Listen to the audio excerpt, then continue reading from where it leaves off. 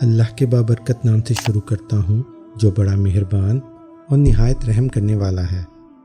کتابش کے تمام سامعین کو عبدالوہاب کی طرف سے السلام علیکم۔ سامعین، آج کا قصہ مراد رسول صلی اللہ علیہ وآلہ وسلم اور مسلمانوں کے دوسرے خلیفہ حضرت عمر فاروق رضی اللہ تعالی عنہ کی شہادت کا ہے۔ جب سیدنا عمر فاروق رضی اللہ تعالی عنہ کو ابو لولا فیروز مجوسی نے نیزہ مارا تو آپ رضی اللہ تعالی عنہ شدید زخمی ہو گئے۔ جب آپ کو دودھ پلایا گیا تو وہ آپ کی پسلیوں کی طرف سے نکل گیا۔ طبیب نے کہا، اے امیر المومنین، وصیت کر دیجئے، اس لیے کہ آپ مزید زندہ نہیں رہ سکتے۔ سیدنا عمر فاروق رضی اللہ تعالی عنہ نے اپنے بیٹے عبداللہ کو بلایا اور کہا، میرے پاس حذیفہ بن یمان کو لاؤ۔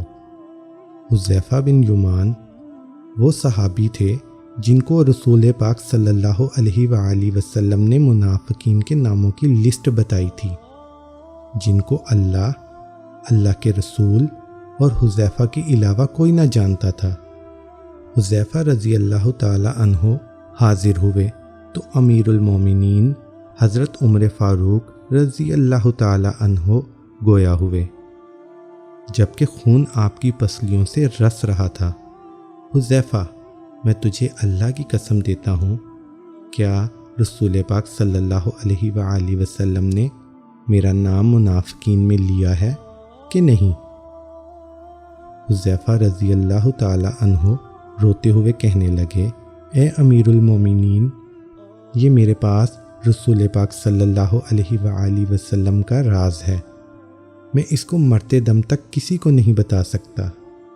سیدنا عمر فاروق رضی اللہ تعالی عنہ کہنے لگے، حذیفہ، بلا شبہ یہ رسول پاک صلی اللہ علیہ وآلہ وسلم کا راز ہے، بس مجھے اتنا بتا دیجئے کہ رسول پاک صلی اللہ علیہ وآلہ وسلم نے میرا نام منافقین کے جدول میں شمار کیا ہے یا نہیں۔ حذیفہ رضی اللہ تعالی عنہ کی ہچکی بند گئی، روتے ہوئے کہنے لگے، اے عمر، میں صرف آپ کو یہ بتا رہا ہوں، اگر آپ کے علاوہ کوئی اور ہوتا تو میں کبھی بھی اپنی زبان نہ کھولتا۔ وہ بھی صرف اتنا بتاؤں گا کہ رسول پاک صلی اللہ علیہ وآلہ وسلم نے آپ کا نام منافقین کی لسٹ میں شمار نہیں فرمایا۔ سیدنا عمر فاروق رضی اللہ تعالی عنہ یہ سن کر اپنے بیٹے عبداللہ سے کہنے لگے، عبداللہ، اب صرف ایک معاملہ دنیا میں باقی ہے۔ پسرے جان نثار کہنے لگا، ابا جان بتائیے، وہ کون سا معاملہ ہے؟ سیدنا عمر فاروق گویا ہوئے، بیٹا، میں رسول پاک صلی اللہ علیہ وآلہ وسلم اور ابو بکر صدیق رضی اللہ تعالی عنہ کے پہلو میں دفن ہونا چاہتا ہوں۔ اے میرے بیٹے، ام المومنین حضرت عائشہ صدیقہ رضی اللہ تعالی عنہ کے پاس جاؤ اور ان سے اجازت طلب کرو کہ عمر اپنے ساتھیوں کے پہلو میں دفن ہونا چاہتا ہے۔ ہاں بیٹا، عائشہ رضی اللہ تعالی عنہ کو یہ نہ کہنا کہ امیر المومنین کا حکم ہے، بلکہ کہنا کہ آپ کا بیٹا عمر آپ سے درخواست گزار ہے۔ ام المومنین حضرت عائشہ صدیقہ رضی اللہ تعالی عنہ کہنے لگیں، میں نے یہ جگہ اپنی قبر کے لیے مختص کر رکھی تھی، لیکن آج میں عمر کے لیے اس سے دستبردار ہوتی ہوں۔ عبداللہ مطمئن لوٹے اور اپنے ابا جان کو اجازت کا بتایا۔ سیدنا عمر فاروق رضی اللہ تعالی عنہ نے یہ سن کر اپنی رخسار کو زمین پر رکھ دیا۔ آداب فرزندی سے معمور بیٹا آگے بڑھا اور ابا جان کے چہرے کو اپنی گود میں رکھ لیا۔ باپ نے بیٹے کی طرف دیکھا اور کہا، اس پیشانی کو زمین سے کیوں اٹھایا؟ اس چہرے کو زمین پر واپس رکھ دو، ہلاکت ہوگی عمر کے لیے اگر اس کے رب نے اس کو قیامت کے دن معاف نہ کیا۔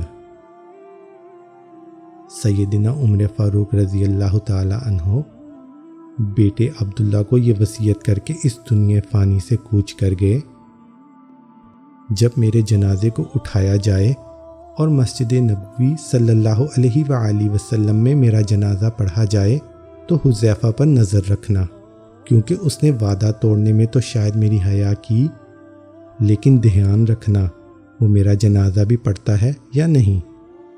اگر تو حذیفہ میرا جنازہ پڑھے تو میری میت کو رسول پاک صلی اللہ علیہ وآلہ وسلم کے گھر کی طرف لے جانا اور دروازے پر کھڑے ہو کر کہنا، یا ام المومنین، اے مومنوں کی ماں، آپ کے بیٹے عمر کا جسد خاکی آیا ہے۔ ہاں، یہاں یہ بھی یاد رکھنا، امیر المومنین نہ کہنا، عائشہ مجھ سے بہت حیا کرتی ہیں۔ اگر تو عائشہ رضی اللہ تعالی عنہا اجازت مرمت فرمائیں تو ٹھیک، اگر اجازت نہ ملے تو مجھے مسلمانوں کے قبرستان میں دفنا دینا۔ عبداللہ بن عمر رضی اللہ تعالی عنہ کہتے ہیں، ابا جان کا جنازہ اٹھایا گیا تو میری نظریں حذیفہ بن یمان رضی اللہ تعالی عنہ پر تھیں۔ حذیفہ آئے، انہوں نے ابا جان کا جنازہ پڑھا۔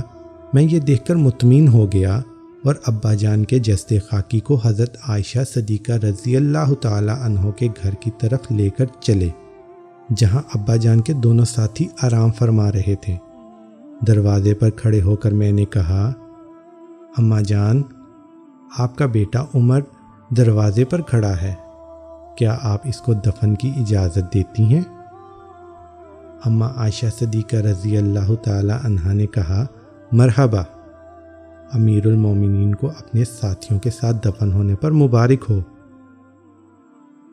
اللہ راضی ہو عمر سے، جنہوں نے زمین کو عدل کے ساتھ بھر دیا، پھر بھی اللہ تعالیٰ سے اتنا ڈرنے والے، اس کے باوجود کہ رسول پاک صلی اللہ علیہ وآلہ وسلم نے عمر کو جنت کی خوشخبری سنائی ہے۔ اگر آپ کو یہ ویڈیو پسند آئی ہے، اسے لائک کریں، شیئر کریں اور کمنٹ سیکشن میں اپنی رائے کا اظہار کریں، اور مزید ویڈیوز کے لیے کتابش کو سبسکرائب کریں۔